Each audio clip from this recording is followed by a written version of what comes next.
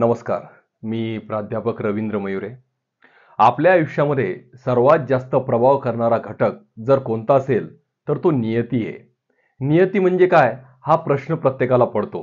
नियती हा असा प्रकार आहे की ज्यावेळेस तुमच्यावर वाईट वेळ येणार असेल किंवा तुमच्या आयुष्यामध्ये अशी काही घटना घडणार असेल की ज्याच्यामुळे तुमचं पूर्ण आयुष्य उद्ध्वस्त होऊ शकतं, तर ती नियती असते. आणि नियती ज्यावेळेस येते ना किंवा नियती ज्यावेळेस तिचा प्रभाव दाखवते त्यावेळेस व्यक्तीच्या बुद्धीवरती पूर्णतः पडदा पडतो. म्हणजे व्यक्तीला अजिबात कळत नाही की त्या परिस्थितीमध्ये काय करायला पाहिजे. आणि याचे भरपूरसे उदाहरण आपल्या इतिहासामध्ये आहे. याचं सगळ्यात चांगलं उदाहरण जर बघायचं झालं तर श्रीराम आणि सीतेचं बघता येईल. थोडासा विचार करा की सीता माता म्हणजे जनक राजाची मुलगी. जरी त्यांचा जन्म धरणी मातेपासून झाला असला तरी त्यांचं पालन पोषण हे जनक राजाने केलं होतं. आणि ज्यावेळेस त्यांचं पालन पोषण केलं असं म्हणतात की त्यांचं लग्न होईपर्यंत सीता माता कोणालाही बघायला मिळत नव्हती. एवढ्या चांगल्या प्रकारच्या वातावरणामध्ये त्या राहत होत्या. पण ज्यावेळेस त्यांचं लग्न श्रीरामाबरोबर झालं आणि लग्न झाल्यानंतर काही दिवसातच काही महिन्यातच त्यांना वनवासात जावं लागलं. म्हणजे ज्यांचे वडील जनक राजा होते आणि ज्यांचे सासरे दशरथ राजा जे की पूर्ण पृथ्वी तलाचे राजा होते, तरी देखील त्यांच्या सुनेला म्हणजे सीता मातेला वनवास भोगावा लागला. ही नियती आहे. आणि त्याच्याही पलीकडे जाऊन जर अजून बघायचं झालं तर ज्यावेळेस सीता माता वनवासात होत्या त्यावेळेस रावणाने त्यांचं हरण करण्यासाठी रावणाचे जे मामा होते मारीच यांना हरणीच्या रूपामध्ये पाठवलं. आणि विशेषतः ती हरीण म्हणजे सुवर्ण हरीण होती, म्हणजे सोन्याची हरीण होती. आणि ज्यावेळेस सीता मातेने त्या सुवर्ण हरणीला बघितलं त्यावेळेस त्यांनी श्रीरामाकडे हट्ट धरला की मला ती हरीण हवी आहे. विचार करा, ती हरीण सोन्याची होती. हे सीता मातेलाही माहिती होतं की सोन्याची हरीण नसते, तरी देखील नियतीचा प्रभाव बघा, त्यांनी श्रीरामाकडे त्या हरणीचा हट्ट धरला. आणि त्याच्याही पुढे म्हणजे श्रीरामाने तो हट्ट पूर्ण करण्यासाठी त्या सुवर्ण हरणीच्या पाठीमागे ते गेले. म्हणजे श्रीरामाला देखील कळत होतं की सोन्याची हरीण नसते, तरी देखील त्यांनी त्याचा पाठलाग केला आणि त्या मारण्याच्या याच्यामध्ये रावणाने सीता मातेचं हरण केलं. हे नियतीचं सर्वात मोठं उदाहरण आहे. दुसरं उदाहरण जर बघायचं झालं तर महाभारतामध्ये ज्यावेळेस पांडवांना आपल्या दुर्योधन आणि त्यांचे जे वडील होते धृतराष्ट्र यांनी द्यूत खेळण्यासाठी त्या ठिकाणी बोलवलं आणि विशेषतः याच्यामध्ये शकुनीचा सहभाग होता. पण ज्यावेळेस पांडवांना विशेषतः युधिष्ठिरला हे आमंत्रण देण्यात आलं त्यावेळेस श्रीकृष्ण त्या ठिकाणी नव्हते. नाहीतर प्रत्येक वेळेस श्रीकृष्ण त्यांना सल्ला द्यायचे आणि त्यांचा श्रीकृष्णाचा सल्ला घेतल्याशिवाय युधिष्ठिर कोणतेही काम करत नव्हते. पण दुर्दैवाची बाब बघा किंवा नियती बघा, नेमकं त्याच वेळेस श्रीकृष्ण कुठेतरी दूर गेलेले होते आणि युधिष्ठिर ते द्यूत खेळण्यासाठी त्या ठिकाणी गेले आणि 12 वर्ष वनवास आणि 1 वर्षाचा अज्ञातवास त्यांना झाला. हा नियतीचा परिणाम आहे.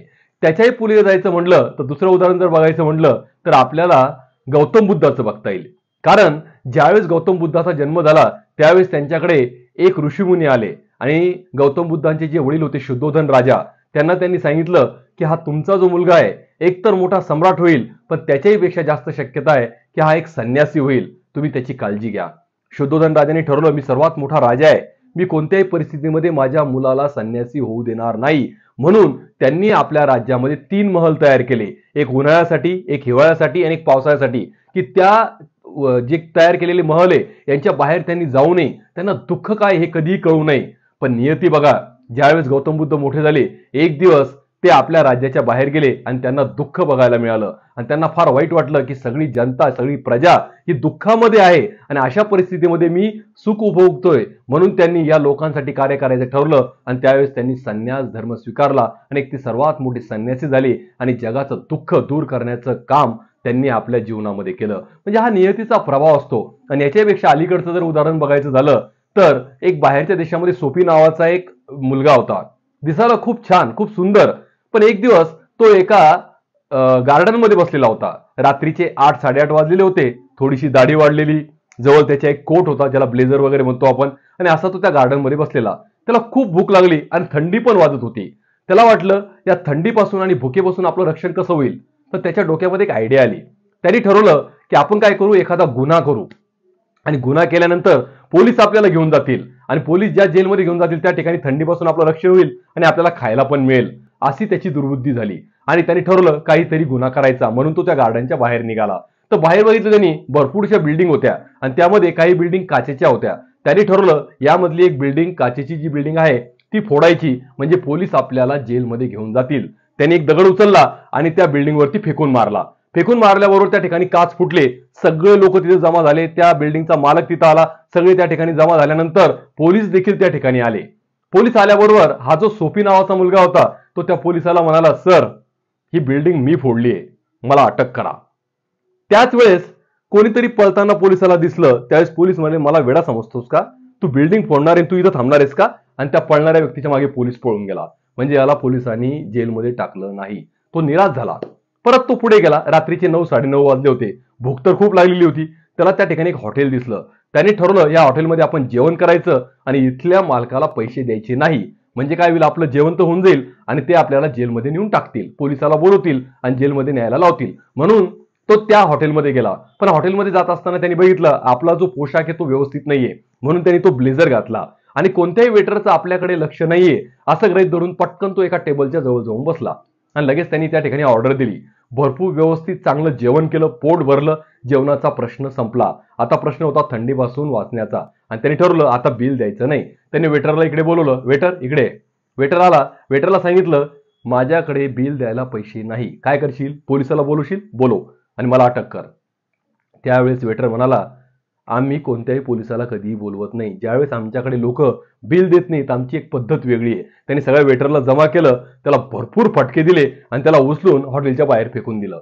तो परत निराश झाला की आपल्याला जेलमध्ये जायचं होतं म्हणजे आपलं थंडीपासून रक्षण झालं असतं, पण या लोकांनी तसं काही केलं नाही. रात्रीचे 11 वाजले. तो आपल्या रस्त्याने जात राहिला. जाता जाता त्याला एक पोलीस इन्स्पेक्टर एका गाडीवरती जाताना दिसला. त्यांनी ठरवलं या पोलिसाला शिव्या द्यायच्या, म्हणजे हा पोलीस आपल्याला जेलमध्ये नेऊन टाकणार. आणि त्यांनी भरपूर प्रमाणात शिव्या द्यायला सुरुवात केली. पोलिसांनी त्या शिव्या ऐकल्या आणि पोलीस तिथं थांबला. पोलीस त्याला पकडणार. तेवढ्याच पोलिसाच्या लक्षात आलं की आज आपल्या शहरामध्ये एक पदवी समारंभ होता आणि त्या पदवी समारंभामध्ये एखाद्या वेळेस याला चांगली पदवी मिळाली असेल, याला चांगले गुण मिळाले असतील, म्हणून याने दारू वगैरे पिली असेल आणि त्यामध्ये तू मला शिव्या देतोय. म्हणून त्याला त्यांनी सोडून दिलं आणि पोलीस देखील चालला गेला. याला अटक व्हायची होती पण अटक करता आली नाही. तो निराश झाला. रात्रीचे 12 वाजले आणि 12 वाजता परत ज्या गार्डन मधून तो निघाला होता त्याच गार्डन मध्ये येऊन तो बसला. मग परत तो विचार करायला लागला. त्याच वेळेस बाजूला एक चर्च होतं.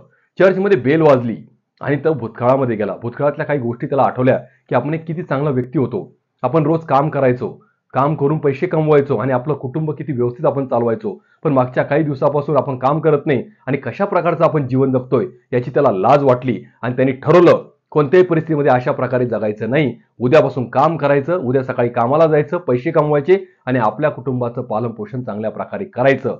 आणि तेवढ्यात त्याच्या खांद्यावरती हात पडला. त्यांनी मागे वळून बघितलं. तो पोलीस इन्स्पेक्टर होता. पोलीस इन्स्पेक्टर म्हणे, खरे इतक्या रात्री इथं काय करतोय, म्हणून त्याला अटक केली आणि घेऊन गेला. बघा, ज्यावेळेस त्याला अटक व्हायचं होतं आणि जेलमध्ये जायचं होतं त्यावेळेस त्याला कोणीही नेलं नाही. पण ज्यावेळेस त्यांनी ठरवलं की मला चांगलं जीवन जगायचंय तर नियतीचा खेळ बघा, तो पोलीस इन्स्पेक्टर त्याला जेलमध्ये घेऊन गेला. म्हणजेच मला हे सांगायचंय की कधी कधी आयुष्यामध्ये असे प्रसंग येतात की आपल्याला काहीतरी करायचं असतं, नेमकं त्यावेळेस ते भेटत नाही आणि ज्यावेळेस आपल्याला नको असतं त्यावेळेस त्या घटना घडतात.